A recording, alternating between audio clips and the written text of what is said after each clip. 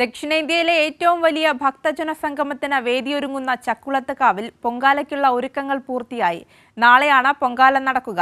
ലക്ഷക്കണക്കിന് വരുന്ന സ്ത്രീകളാണ് വെള്ളിയാഴ്ച ക്ഷേത്രാങ്കണത്തിലേക്ക് എത്തുന്നത്.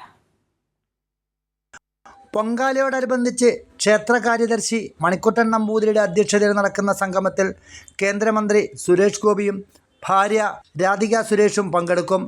RCC ചാരിറ്റബിൾ ട്രസ്റ്റ് ചെയർമാനും പ്രമുഖ സാമൂഹിക പ്രവർത്തകനുമായ റജി ചെറിയാൻ മുഖ്യ അതിഥിയായിരിക്കും. പൊങ്കാലയ്ക്കുള്ള ഒരുക്കങ്ങളെല്ലാം പൂർത്തിയായതായി ക്ഷേത്ര ഭരണാധികാരികൾ അറിയിച്ചു.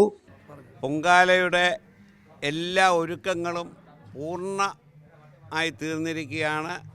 പൊങ്കാലയ്ക്ക് നാടിൻ്റെ നാനാഭാഗങ്ങളിൽ നിന്നും എത്തുന്ന തീർത്ഥാടകർക്കും ഭക്തജനങ്ങൾക്കും എല്ലാവിധ സൗകര്യങ്ങളും ഒരുക്കിക്കഴിഞ്ഞിരിക്കുകയാണ്.